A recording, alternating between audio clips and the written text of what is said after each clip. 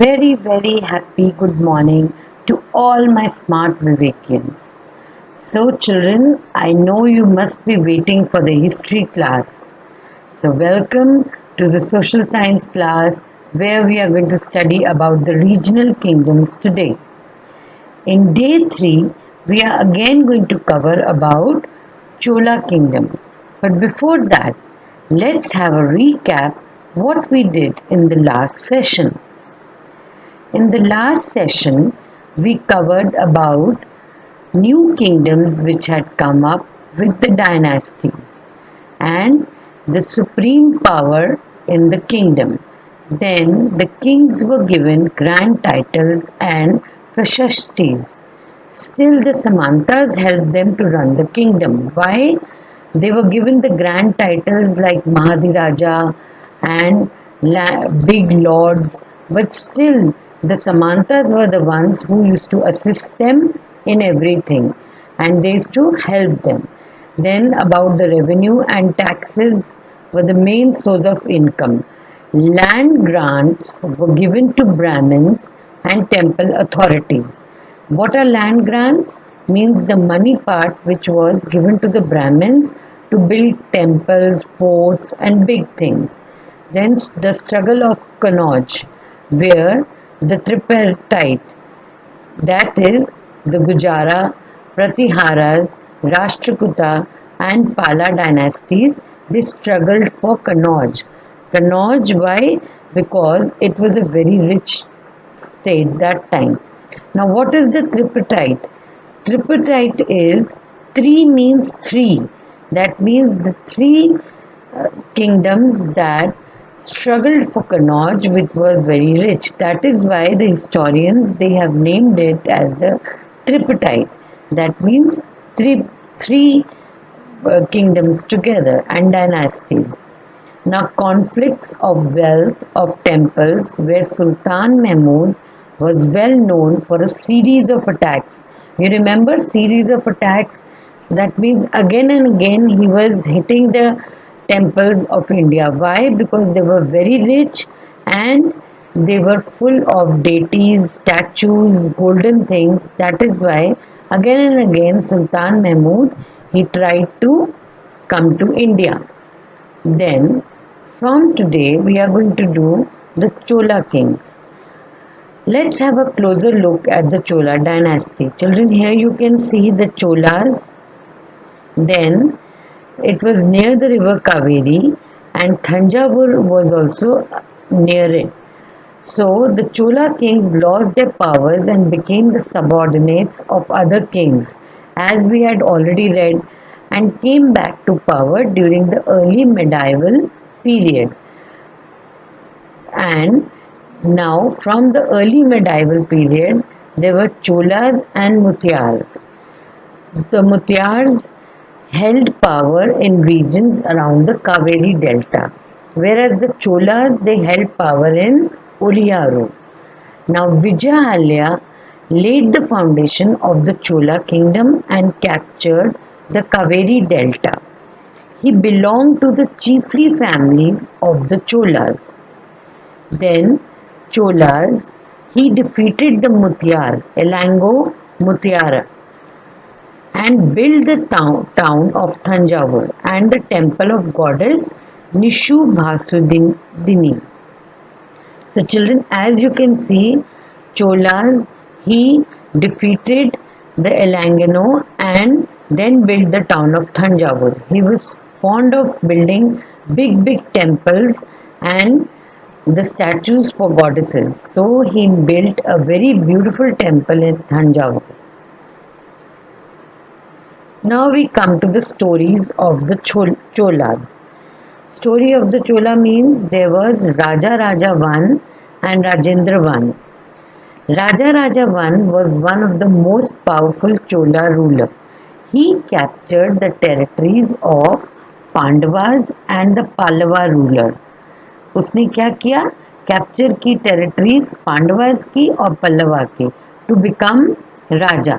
He also brought many changes in the administration of the Chola Empire. जितनी भी नई administration में change हो रही थी वो सारी changes Chola empire The person behind it was Raja Raja I. He had a son who was his successor, that was Rajendra I, son of Raja Raja. He also won the territories in the Ganga Valley. क्योंकि वो Ganga valley में territories जीतता था and was a powerful army and proclaimed himself. What is the meaning of proclaim? कहलाता था अपने आप को. He used to think that I am Gaikonda or the conqueror of the Ganga. What is Gangai Konda? Gangai Konda means the conqueror of Ganga. And he built a city of temple near Thanjavur and named it Gangai Konda Cholapuram. What is Gangai? Ganga, Kondai and Cholapuram. Chola kingdom. That means from the Cholas. So this is the story about Raja Raja I and Rajendra I, his son. Now we come to the temples and the bronze sculptures. Children, I would like you to watch this video on the beautiful temples and bronze sculptures during the Chola reign. The city of Thanjavur in Tamil Nadu, South India, was a site of extraordinary architecture. From 1995 to 1010 CE, when Raja Ram commissioned the main building of the temple, it was called Rajeshwara. This is the temple which was called Rajeshwara and was in Thanjavur in Tamil Nadu. And Raja Raja in 1995 to 1010 CE commissioned the main building. This is the main building, children. This is the main building which was constructed.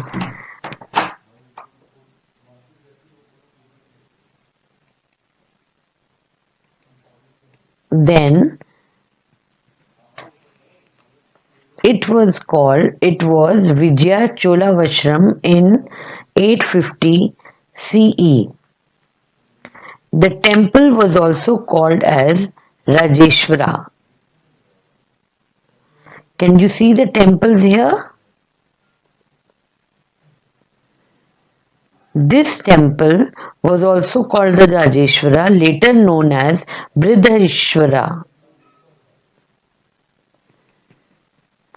Earlier, the Cholas constructed the buildings to 3 tiers.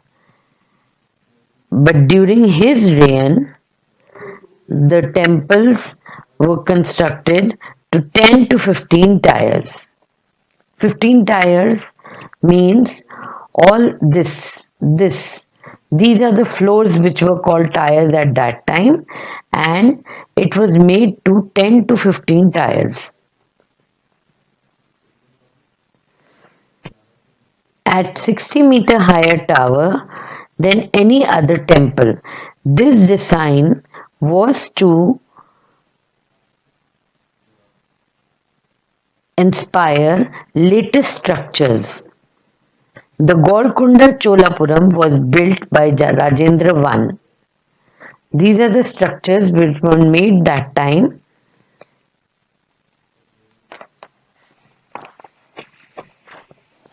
And Rajendra II built another temple in 1160. The statues elaborate the fonts of Lord Shiva, which were earlier represented at Brihadeeshwar. The relation between the central Shivalinga sculptures and the bronze statues are carried out on festive occasions with song and dances like this. Here you can see people are taking the statues which unfolds the stories of gods and goddess. This is the middle wing in the Kumbakonam, Thanjavur district. This is the piece of art and architecture. These are the impressions of sculptures. These all, as I had told you, prashtis. Prashtis are those which are written in Sanskrit, and plus these are the statues, how the marriages, how the sati pratha, how everything was conducted during those times. These pictures actually tell us. This is the main entrance of the temple, where now it is used for tourists, and this is the courtyard. This is the front of the Thanjavur temple. So, children, now you understand about the temples during the Chola kingdoms. In the second session, we'll again come up with another video which emphasizes more on the sculptures and the statues during those times.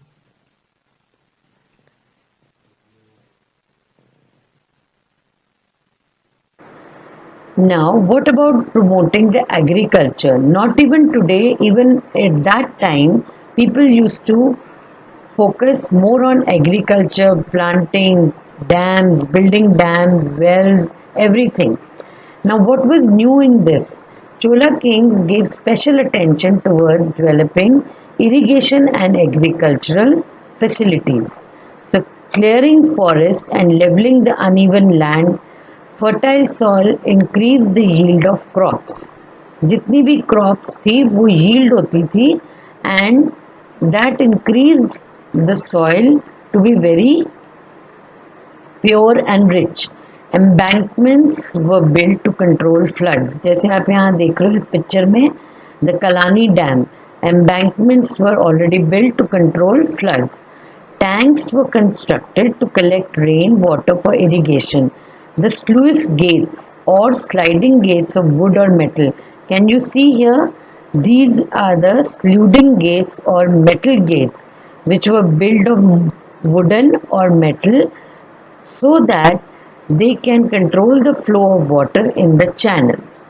So that they can control the flow of water in channels.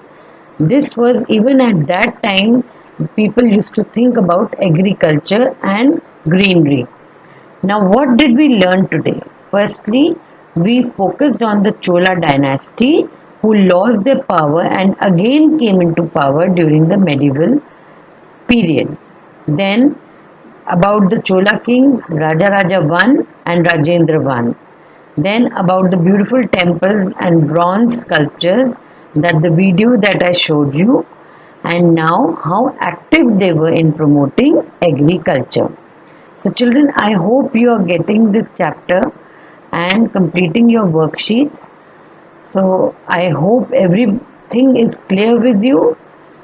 So we will be again continuing this session for the fourth time, and please do your worksheets, see the flowcharts, look into the video, and I hope you are safe at home. Have a nice day. God bless you all. Stay home and stay safe.